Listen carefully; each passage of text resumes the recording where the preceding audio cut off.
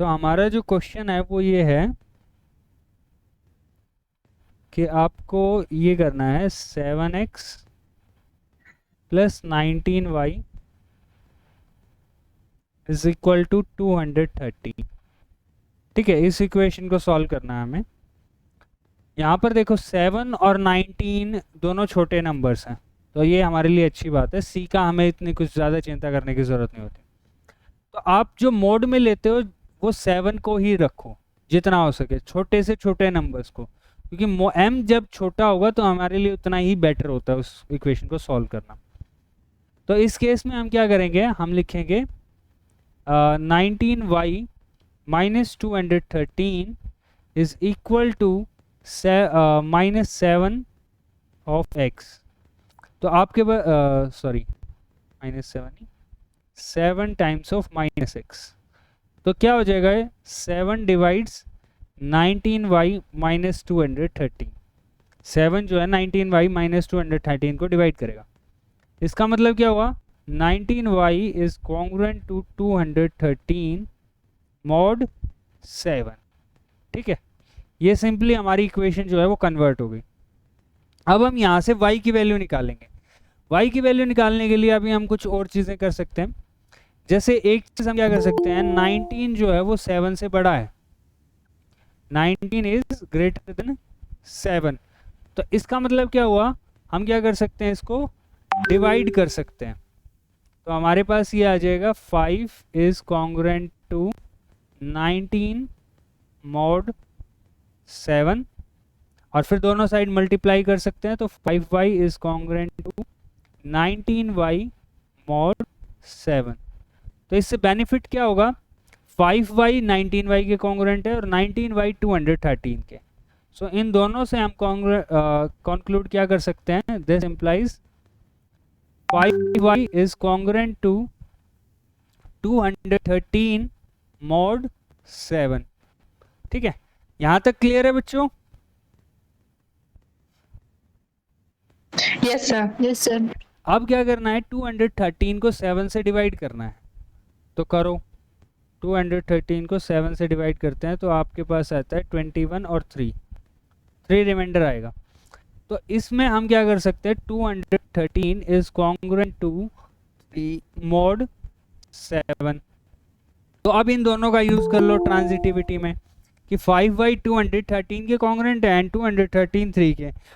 तो इसका मतलब क्या हुआ, 5y is congruent to 3 mod 7। ठीक है, अब आप अपना जो कॉन्ग्रुएंस का है वो मेथड यूज़ कर सकते हो इजीली। तो आप देख सकते हो 7 प्लस 3 जो है 10, वो 5 से डिविजिबल है। तो आप ये लिख सकते हो 0 इज कॉन्ग्रुएंट टू 10 मॉड 7। ठीक है, और अब इन दोनों को ऐड करोगे तो आपके पास आएगा 5y, सॉरी यहाँ पे 10 नहीं आएगा, सॉरी यहाँ पे 7 आएगा। तो 7 0 के कॉन्ग्रुएंट होता है। तो अब ऐड करने के बाद आ जाएगा 5y is congruent to 10 mod 7। ठीक है, अब 5 को कैंसिल कर सकते हो क्योंकि 5 और 7 का जीसीडी आपके पास 2 है। तो आपके पास आएगा y is congruent to 2 mod 7। ठीक है, इसका मतलब y को हम क्या लिख सकते हैं, 2 माइनस 7 के। y में हम जनरली नेगेटिव साइन यूज करते हैं, तो y क्या आ जाएगा, 2 माइनस 7 के। ठीक है, ये वैल्यू आ गई y की। यहाँ तक क्लियर है? किसी को कोई दिक्कत हो? No sir.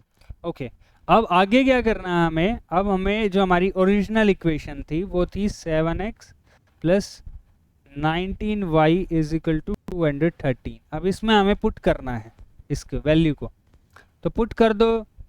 तो ये आ जाएगा 7x प्लस 19 टू जो 38 माइनस 7k को 19y से करेंगे तो 19 into 7y is equal to 213।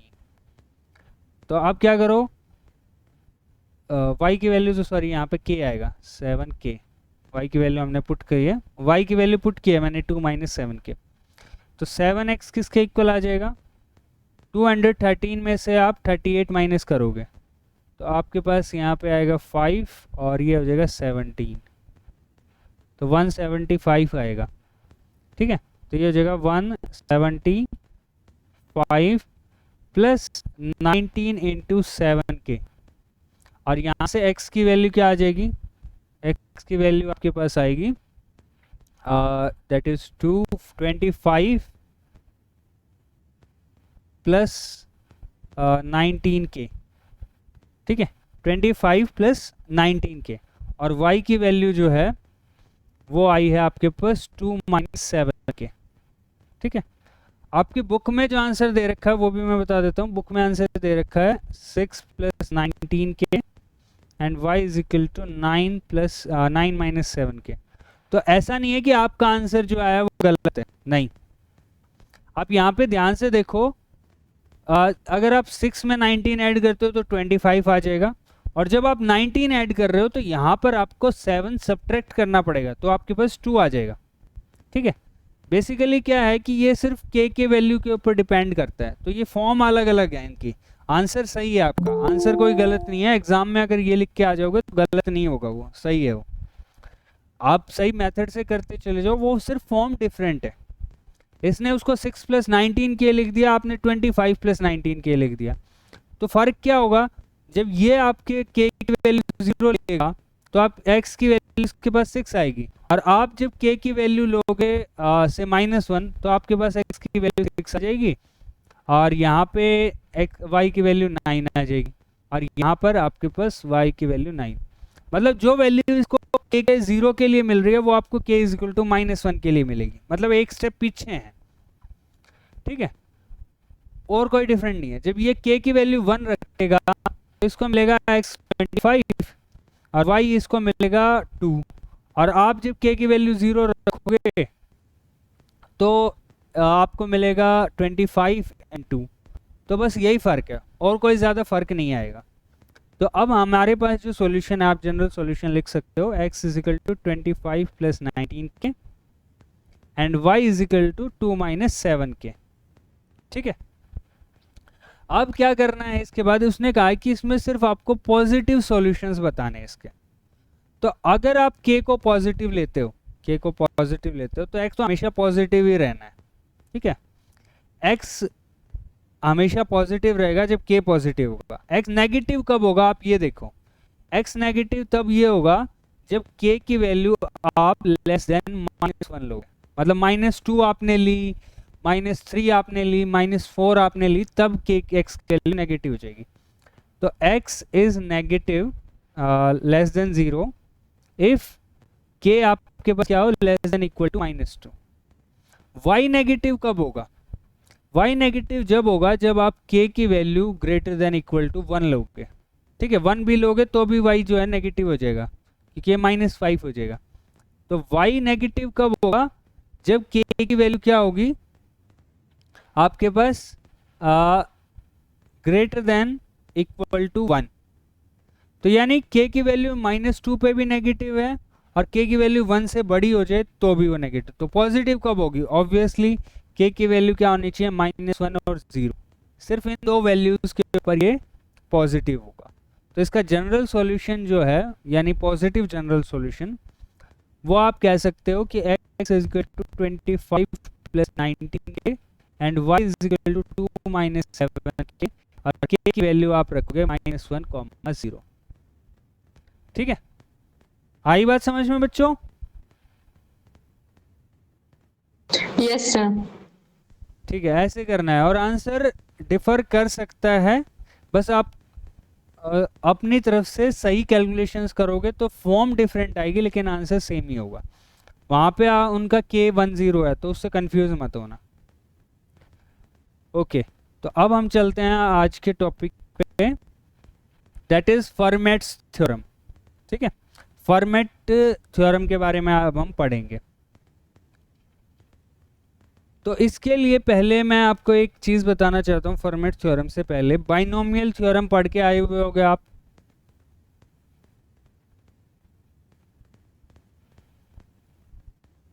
Eleventh में आती है शायद बाइनोमियल थ्योरम, ठीक है। बेटा माइक को ऑफ करो, किसका ऑन है?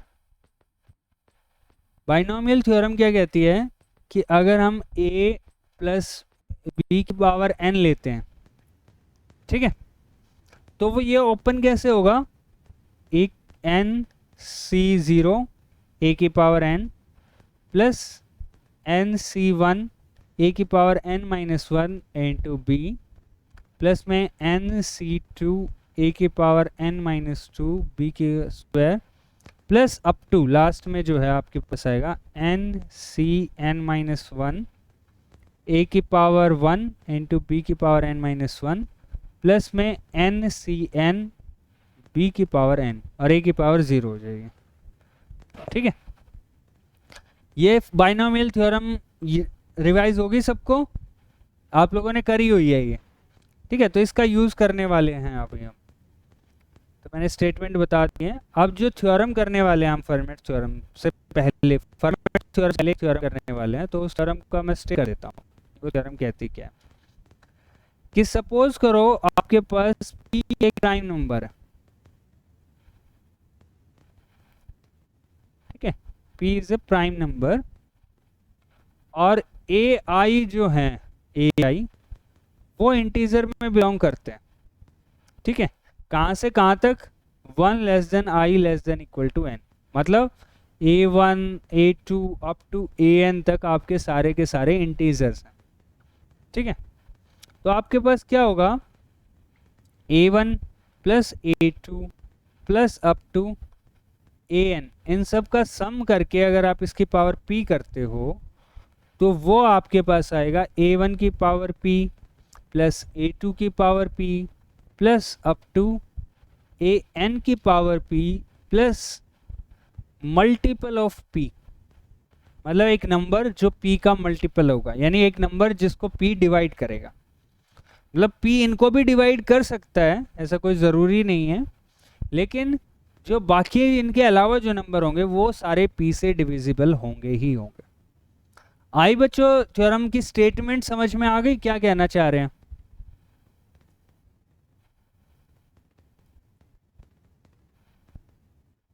Yes, sir. ओके तो अब हम क्या करते हैं, एक एग्जांपल से समझने की कोशिश करते हैं। इसके एग्जांपल लेते हैं। सपोज हमारे पास जो p है प्राइम नंबर हम ले लेते हैं से 5 हमें, और जो a1 है वो मैं ले लेता हूँ 2, a2 में ले लेता हूँ से 7 और a3 में ले लेता हूँ 6, 2 7 6 ले लिया मैंने रैंडमली, 3 तक ही जाते हैं। तो अगर मान लो मैं 2 प्लस 7 प्लस 6 का क्या करूं, पावर 4 करूं, ठीक है, इसकी पावर 4 करते हैं, सॉरी 5, इसकी पावर 5 करते हैं। तो अभी क्या है, देखो अभी मैं इसको a3 को भी कैंसिल ही कर देता हूँ, a3 को रहने देते हैं, दो ही टर्म्स का देखते हैं क्योंकि हमें फॉर्मूला 2 टर्म्स का ही पता है, वैसे तो 3 का भी होता है लेकिन अभी हम बाइनोमियल लगा सकते हैं। तो 2 प्लस 7 की पावर 5 को सॉल्व करते हैं, ठीक है। तो हमारे पास आएगा, पहली टर्म आएगी 2 की पावर 5, ठीक है, फिर आपके पास आएगा 5c1, 5c1 आपके पास 5 होता है, तो 5 इंटू 2 की पावर 4 इंटू 7, ठीक है, फिर आपके पास आएगा 5c2, 5c2 आपके पास होता है 5 इंटू 4/2 विच इज़ 10, तो ये आएगा 10 इंटू 2 का क्यूब इंटू 7 स्क्वायर। फिर आपके पास आएगा 5c3, वो भी आपका 10 ही होता है, 5c3 भी आपका 10 ही होता है, तो 10 इंटू 2 स्क्वायर इंटू 7 क्यूब। फिर आपके पास आएगा 5c4, वो आपका पास 5 ही होता है, तो 5 इंटू 2 इंटू 7 के पावर 4। फिर आपके पास आएगा 5c5, वो आपका 1 होता है, तो आपके पास आएगा 7 की पावर 5, ठीक है। अब देखो यहाँ पर नोट करो कि ये जो 2 की पावर 5 है और 7 की पावर 5 है, ये तो एज इट इज रखो और आप फोकस करो अब जो टर्म्स बच गई आपके पास, ये 5 से लेके यहाँ, ये जो टर्म्स बच गई, इन टर्म्स में ध्यान से देखो, इन टर्म्स में यहाँ पर दिस इज डिविजिबल बाय 5, ये 5 से डिविजिबल है, दिस इज डिविजिबल बाय 5 क्योंकि 10 डिविजिबल है, दिस इज डिविजिबल बाय 5 क्योंकि 10 डिविजिबल है, and this is divisible by 5। तो ये सारी की सारी 5 से डिविजिबल हैं, तो आप इसको 5 कॉमन ले सकते हो और आप लिख सकते हो 2 की पावर 4 into 7 प्लस 2 into 2 की cube 7 square plus 10 into 2 square into 7 cube plus 2 into 7 की पावर 4। तो आप इसको कह सकते हो कि इस जो येलो में टर्म्स हैं वे मल्टीपल ऑफ 5 हैं, और जो नहीं है, जो आपके यहाँ पे मैंने से ये पिंक कलर में है, दैट इज 2 की पावर 5 एंड 7 की पावर 5। तो बच्चों अब आया, थोड़ा क्लियर हुआ कि क्या करने की कहने की कोशिश कर रहा है वो। Yes sir. अब इसका प्रूफ करना है हमें, ठीक है। अब हम करेंगे इसका प्रूफ। तो प्रूफ जो हम करेंगे वो करेंगे हम इंडक्शन से, ठीक है। इंडक्शन यूज करेंगे। इंडक्शन किस चीज पे यूज करेंगे? एन के ऊपर। यहाँ पर ये जो एन है ना, इसके ऊपर इंडक्शन यूज करेंगे।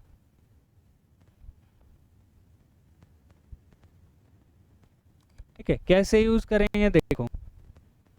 सबसे पहले तो आप क्या करोगे, put n equal to 1, n को 1 पुट कर लो, ठीक है। तो क्या हो जाएगा आपके पास, a1 की पावर p हो जाएगी, ठीक है। और उसको आप कैसे लिख सकते हो, इक्वल टू a1 की power p plus some multiple of 5 आना चाहिए। तो आप 0 जो है, ये जो 0 है, 0 इज अ मल्टीपल ऑफ 5, क्योंकि 0 को आप ऐसे लिख सकते हो 5 टाइम्स ऑफ 0, ठीक है। तो ये तो आपका नंबर हो गया वही a1 की पावर p, एंड ये जो नंबर है this is a multiple of 5, so that's a multiple of 5 0, and this is a1 की पावर p जो पहली टर्म है। तो 1 के लिए तो आपकी स्टेटमेंट जो है वो ट्रू हो गई। अब आप क्या करोगे, अब k के लिए अज्यूम करने से पहले एक बार 2 के लिए कर लो, उसका रीजन मैं अभी बताता हूँ। आप क्या करोगे, put n is equal to 2।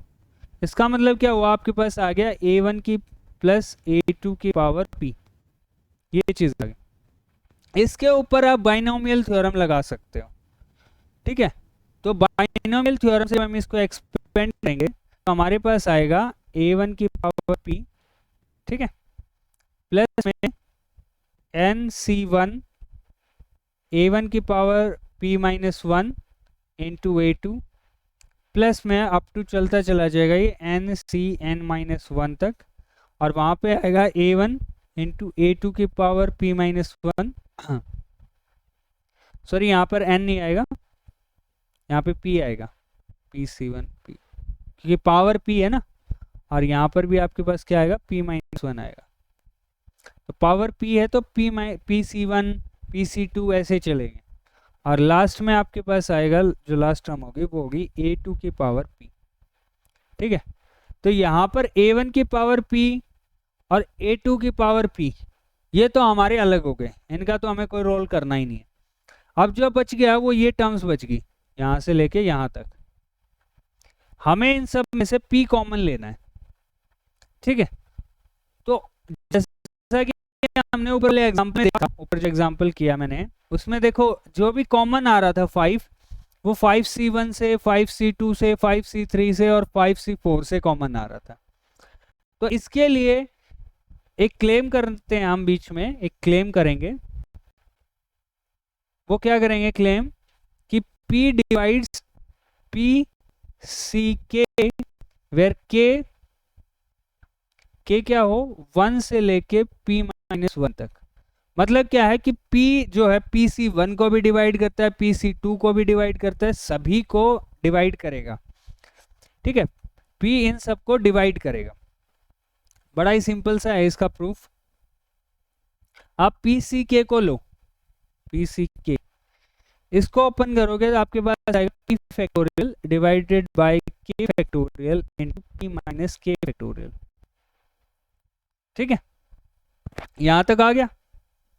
अब आपको क्या करना है, इसमें से आपको एक कॉमन लेना है p को, ठीक है। इस तरीके से कॉमन लेना है कि ये स्टिल आपके पास एक इंटीजर ही बचा है। आप ये नहीं कह सकते कि p, इसको ऐसे नहीं लिख सकते p into p minus 1 factorial divided by k factorial into p minus k factorial. ठीक है, आप इसको मतलब ऐसे लिख सकते हो, लेकिन आपको ये प्रूव करना पड़ेगा कि दिस इज एन इंटीजर। ठीक है, और वही चीज अब हम करने वाले हैं कि p minus 1 factorial divided by k factorial and into p minus k factorial आपका जो है वो इंटीजर है। यही चीज हम प्रूव करने वाले हैं। ठीक है, अब इस चीज को कैसे प्रूव करोगे बच्चों? यहां तक समझ में आ रहा है कि क्या कर रहे हैं? सर आ रहा है। ओके, तो अब इसके लिए क्या करना पड़ेगा, यहां पर आपको ये शो करना है कि ये जो टर्म जो अभी बची है ये मैं इसको येलो से कर देता हूं, दिस इज एन इंटीजर, कि ये आपके पास एक इंटीजर है, ये आपको प्रूव करना है। तो अभी सिर्फ इसी को ले लेते हैं, क्योंकि देखो p फैक्टोरियल को मैंने लिखा है p into P minus 1 factorial. तो अब सिर्फ इसको ले लेते हैं p minus 1 factorial divided by factorial into p minus k factorial.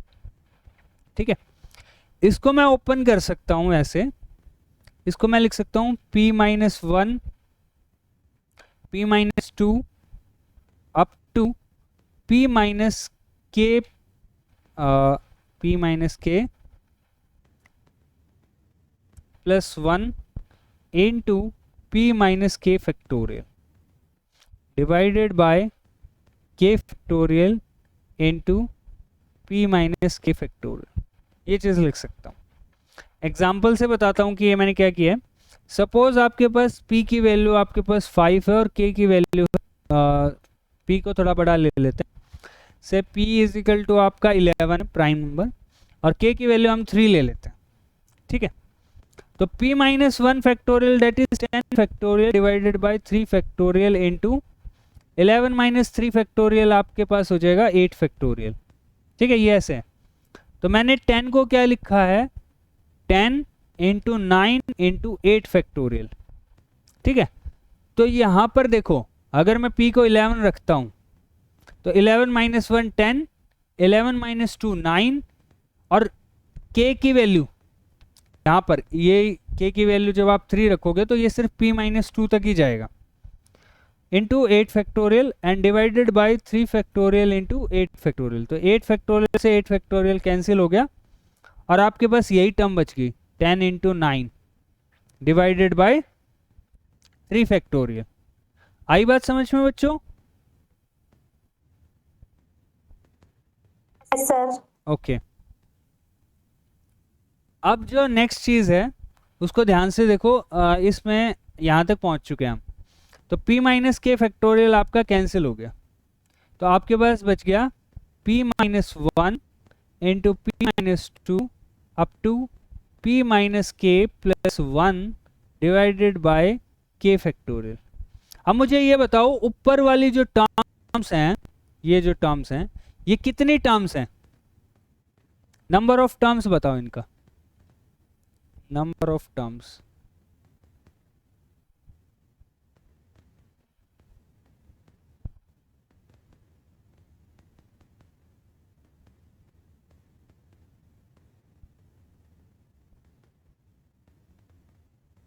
सोचो बच्चों, यही तो इंटरेस्टिंग चीज है इसमें कि इसमें नंबर ऑफ टर्म्स बतानी है। अब आपको कितनी टर्म्स हैं ये के फॉर्म में बताओ। यहाँ पे एग्जांपल भी देख सकते हो, जब आपके पास के 3 था तो आपके पास कितनी टर्म्स आई थी? 2 आई थी। यहाँ पे देखो 1 2 अप टू, यहाँ पर अगर मैं इसको लिखना चाहूँ तो मैं इसको ऐसे लिख सकता हूँ ना, ब्रैकेट में इसको लिख सकता हूँ के माइनस 1, ग्रीन पेन से लिख देता हूँ मैं इसको मैं लिख सकता हूँ के minus 1, P minus K plus 1 को मैंने लिख दिया पी माइनस के माइनस 1। तो कितनी टर्म्स होगी बच्चों? के टर्म्स नहीं हुई, के माइनस 1 टर्म्स हो गए, क्योंकि 1 माइनस कर रहे हो तो एक टर्म है, 2 माइनस कर रहे हो तो 2 टर्म है, और के माइनस 1 कर रहे हो तो के माइनस 1 टर्म्स है।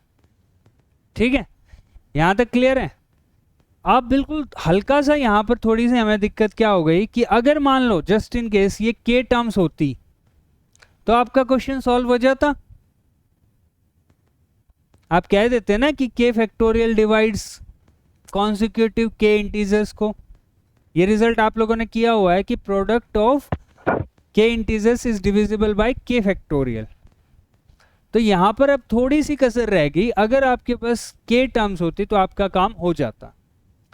तो अब इस प्रॉब्लम को हैंडल करना है, ठीक है। यहां तक किसी को कोई डाउट हो, कुछ रिपीट करना हो तो बताओ, आगे टेक्निक दिखाऊंगा आप इसकी। ओके, तो अब आगे चलते हैं। अब यहां पर देखो कि के फैक्टोरियल हमें पता है किसको डिवाइड करता, p into P minus one up to p minus K minus one. इस अगर p से शुरू होते तो हमारा काम हो जाता, मतलब के फैक्टोरियल इस प्रोडक्ट को डिवाइड करता।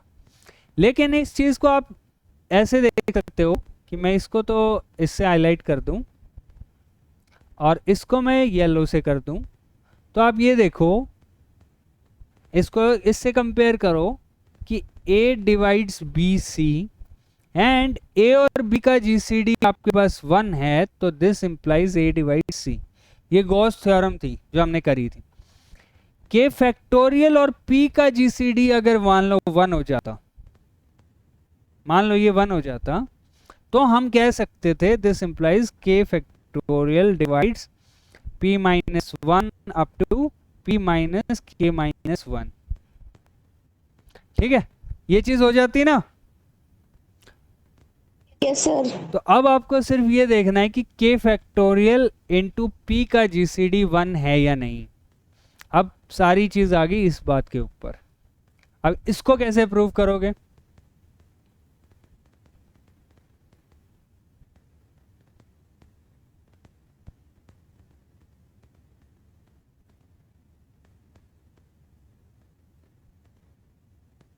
इसको देखो, मैं एग्जाम्पल से बताता हूँ। एग्जाम्पल से देखो कि मान लो p आपके पास 11 है और k जो है वो किसके बीच में है, p माइनस वन से लेके 1 के बीच में।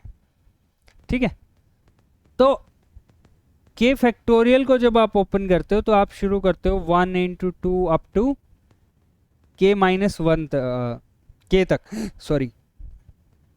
ठीक है, k फैक्टोरियल को क्या करते हो, 1 फैक्टोरियल 1 2 3 अप टू k। अगर पॉसिबल हुआ if p divides k factorial, अगर p k फैक्टोरियल को डिवाइड करता है, और k फैक्टोरियल क्या है, product of these numbers, this implies p divides किसी ना किसी इंटीजर को तो डिवाइड करेगा ही, क्योंकि p डिवाइड्स a भी होता है। तो दिस इंप्लाइज क्या होता है, p डिवाइड्स a और p डिवाइड्स b, किसी ना किसी को तो डिवाइड करता है। और इन जनरल मैंने आपको होमवर्क में दिया था ये कि अगर p divides a1 up to n तक होता है, इनकी प्रोडक्ट को डिफाइन करता है, तो this implies p divides a1 और p डिवाइड्स a2 और p डिवाइड्स an, मतलब किसी न किसी एक को डिवाइड करेगा ही करेगा। So p divides j for some 1 less than equal to j less than equal to k which is less than equal to p minus one. Is it possible कि p अपने से किसी छोटे नंबर को divide कर दे? मैं prime की तो बात ही नहीं कर रहा हूं यहाँ पे, सिर्फ कोई भी नंबर अपने से छोटे नंबर को डिवाइड कर सकता है, और वो भी पॉजिटिव। है ऐसा पॉसिबल? जीरो होगा। वो जीरो हो सकता है, ठीक है, लेकिन यहाँ पर स्पेशली बोला हुआ है कि दिस इज ग्रेटर देन 1। ठीक है, तो इसीलिए यहाँ पर क्या होगा, hence this is not possible. ये पॉसिबल ही नहीं है, क्योंकि 11 अपने से छोटे किसी नंबर को डिवाइड नहीं कर सकता 1 और 10 के बीच में। ठीक है, 11 क्या 12 भी नहीं कर सकता 1 और 11 में से किसी भी नंबर को डिवाइड। तो इसीलिए हम यहाँ पर क्या कंक्लूड करेंगे, p does not divides k factorial. अगर p डिवाइड नहीं करता तो दिस इंप्लाइज p और k फैक्टोरियल का जीसीडी आपके पास 1 हो जाएगा। और ये रिजल्ट भी आप लोगों ने किया हुआ है कि या तो p a को डिवाइड करेगा या फिर ए और पी का जीसीडी जो है वो 1 होगा। दो ही चीज़ें हो सकती है। तो सारे रिजल्ट्स देखो कैसे कंबाइन हो गए। अब पी के फैक्टोरियल का जीसीडी 1 हो गया, तो ऊपर जाके हम यहाँ पर क्या कह सकते हैं कि इनका जीसीडी 1 है, तो के फैक्टोरियल इसको डिवाइड करता है और के फैक्टोरियल इसको डिवाइड करता है। ठीक है, के फैक्टोरियल इस टर्म को डिवाइड करता है, तो ये जो टर्म बची ये आपके पास इंटीजर्स में आ जाएगी। तो आप पी सी के को क्या लिख सकते हो, p इंटू सम इंटीजर, और दिस कंक्लूड्स, इससे हमारा फाइनल कंक्लूजन क्या आ गया, p डिवाइड्स पी सी के। आया बच्चों समझ में? देखो इसी से ही मैथ्स की ब्यूटी निकल के आती है कि आप एक एक प्रॉब्लम को one step at A time ले रहे हो। आपने एक प्रॉब्लम ली, फिर उसके बाद उसको थोड़ा सोचा, फिर उसके बाद नेक्स्ट की चीज़ सोची, फिर नेक्स्ट की, फिर नेक्स्ट की, और फिर फाइनली आपने उसको प्रूव कर दिया। तो ऐसे अगर इसको प्रॉब्लम बाय प्रॉब्लम रखोगे ना, तो भूल भी जाओगे तो भी आपको ये रहेगा कि हाँ ऐसे करके मैं शायद पहुंच सकता हूँ। लेकिन अगर पूरा याद रखोगे तो आप याद नहीं रख पाओगे इसको, क्योंकि हो सकता है एक आधा स्टेप बीच में भूल जाओ आप। तो ऐसे करते हैं। तो अब आपके पास क्या रिजल्ट आ गया, p divides P C K for 1 less than equal to K less than equal to p minus 1 तक। अब वापस चलते हैं। इसका मतलब क्या हुआ, p इन सब नंबर्स को डिवाइड करता है, तो इन सब में से आप कॉमन ले सकते हो p, और फिर सम कुछ इंटीजर बच जाएगा, उसको हमने कैपिटल K नाम दे देना है। ठीक है, p इन सबको डिवाइड करता है, हर एक इंडिविजुअल टर्म को, तो हमने लिख दिया इसको p इंटू के। तो आपके पास क्या आ जाएगा, a1 प्लस a2 की पावर जो p है वो किसके इक्वल आ जाएगी, a1 की पावर p प्लस a2 की power p plus some multiple of p। ठीक है, तो ये 2 के लिए भी हो गया। अब हम अज्यूम कर लेते हैं, let a1 plus a2 plus up to an की पावर p जो है, n के लिए अज्यूम कर लिया, वो किसके इक्वल है, a1 की पावर p प्लस a2 की पावर p प्लस an की power p plus some multiple of p। ये अज्यूम कर लिया, ये हमारी अजम्पशन है। अब हमें n प्लस 1 के लिए देखना है, तो a1 plus a2 plus up to an plus an plus 1 और इसकी पावर p। ठीक है, अब इसको हैंडल करने के लिए क्या करोगे, ये जो इतनी टर्म्स है ना, ये जो इतनी टर्म्स हैं, इनको मान लो आप कि ये आपके पास बीटा है। ठीक है, तो क्या हो जाएगा, ये हो जाएगा बीटा प्लस an प्लस 1 की पावर p। और अब इसको कैसे कर सकते हो हैंडल, इस चीज़ को, इसको आप कर सकते हो जो 2 वाला केस आपने अभी किया, जब 2 टर्म्स थी वो केस किया ना आपने, तो ये आ जाएगा बीटा बीटा की पावर p। ठीक है, a1 की पावर p की जगह बीटा की पावर p प्लस में an प्लस 1 की power p plus multiple of p। ठीक है, अब बीटा की पावर p क्या होगा, वो आपके पास होगा a1 plus a2 plus up to an की पावर p और प्लस में an प्लस 1 की power p plus multiple of p। अब इसका यूज करोगे अजम्पशन का, तो अजम्पशन से ये चीज आ जाएगी a1 की पावर p प्लस a2 की पावर p प्लस an की power p plus an plus 1 की पावर p और plus some multiple of p और प्लस मल्टीपल ऑफ p। इसको हम इसको m1 मान लेते हैं, उसको m2 मान लेंगे। सो प्लस में m of p plus m1 of p। ठीक है, तो ये आपका मल्टीपल ऑफ p हो गया, इसको हम m2 कर देते हैं, यहाँ पर हम m2 कर देते हैं, तो ये आपका कंप्लीटली mp हो जाएगा और ये आपके पास टर्म आ जाएगी। तो आपने n प्लस 1 के लिए भी कर दिया। तो बच्चों हो गया ये theorem complete? Yes sir. Okay, अब इस थ्योरम की जो है एप्लीकेशन देखते हैं फॉर्मेट्स थ्योरम में। ठीक है, और फॉर्मेट्स थ्योरम को याद कर लेना, ये काफ़ी यूज़फुल होती है, आपके जो एग्ज़ाम्स होते हैं रेलवे वगैरह के, उनमें काफ़ी यूज़फुल होती है, एसएससी में भी आती है ये फॉर्मेट्स थ्योरम। ये क्या कहती है कि a की power p minus 1 is congruent to 1 mod p।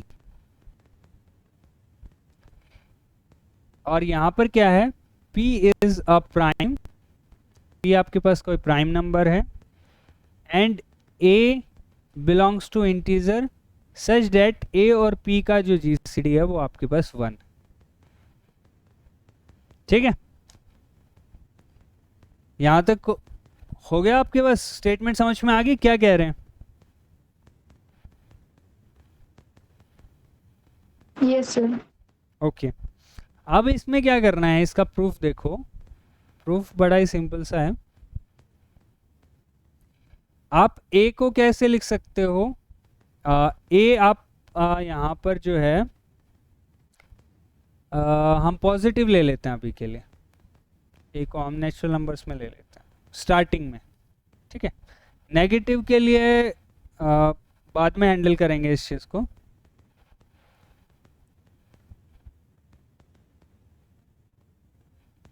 पर अभी के लिए एक बार पॉजिटिव ले लेते हैं। तो मान लो ये आपका कोई नेचुरल नंबर है, तो हम उसको क्या कर सकते हैं, 1 + 1 + 1 प्लस अप टू 1। ए को हम ऐसे लिख सकते हैं a टाइम्स, अगर n आपका कोई नेचुरल नंबर है। जैसे मान लो a की वैल्यू आपके पास 6 होती तो आप ऐसे लिख देते 1 + 1 प्लस अप टू 6 टाइम्स। ठीक है, तो अब क्या करोगे, a की पावर p लेके चलो। a की पावर p को आप क्या लिख सकते हो, 1 + 1 plus up to 1 a times और इसकी पावर p। अब जो अभी थ्योरम की है उससे आपके पास क्या कॉन्क्लूजन आ जाएगा इसमें, ऐसे कि 1 की पावर p प्लस 1 की पावर p प्लस 1 और इसकी power p and plus some multiple of p का कोई मल्टीपल।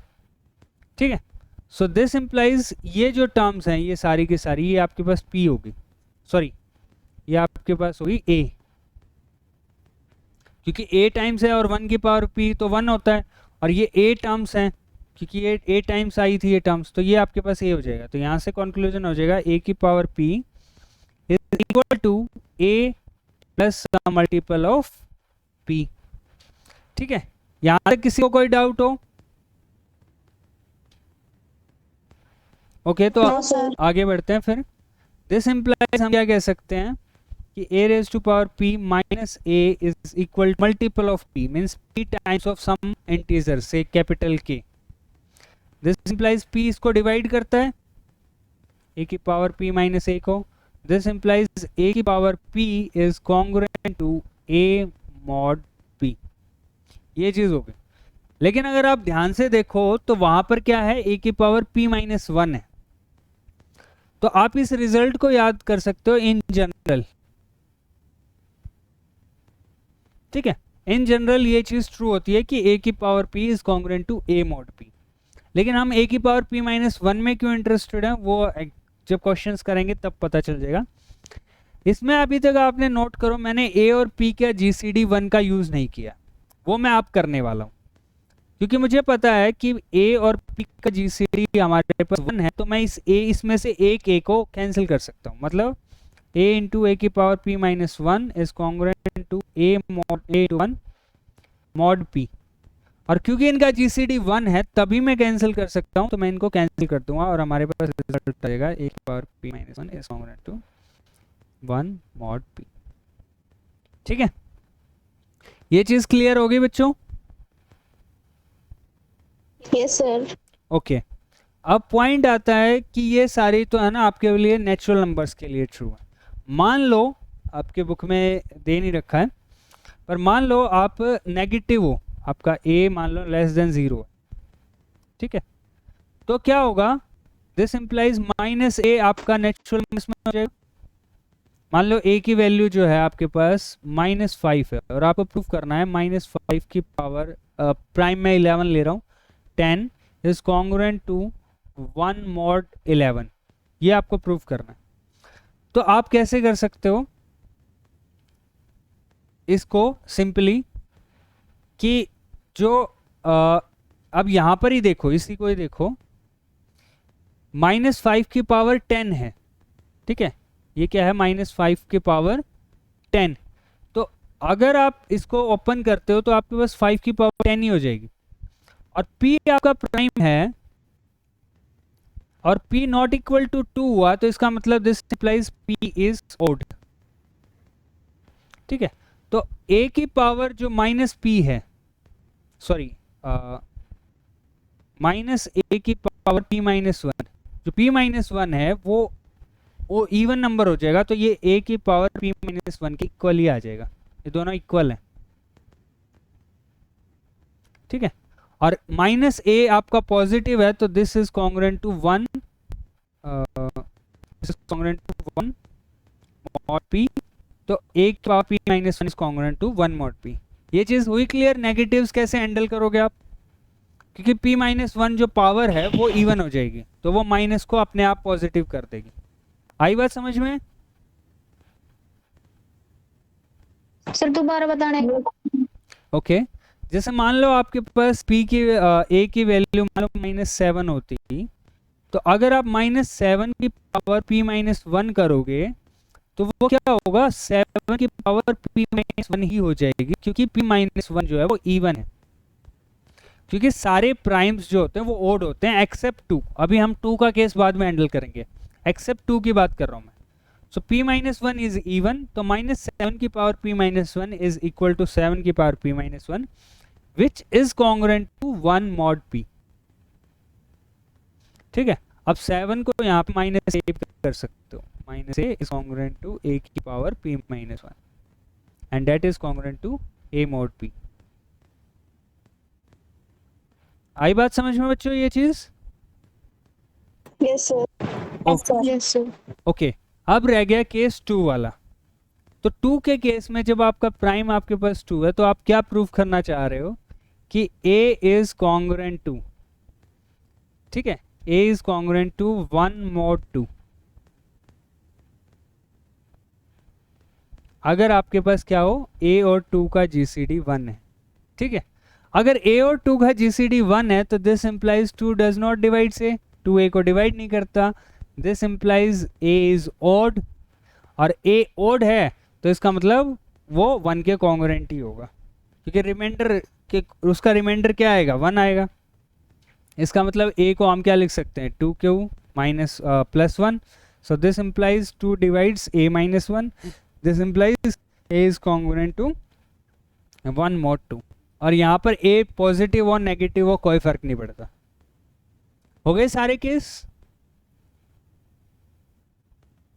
तो यहाँ पर मैं अभी इसको क्लास को ख़त्म करता हूँ, नेक्स्ट क्लास में कुछ इसके रिलेटेड रिजल्ट्स करेंगे हम। ठीक है, और अगर कोई डाउट हो इन दोनों थ्योरम्स में से तो नेक्स्ट क्लास में आप लोग पूछ लेना।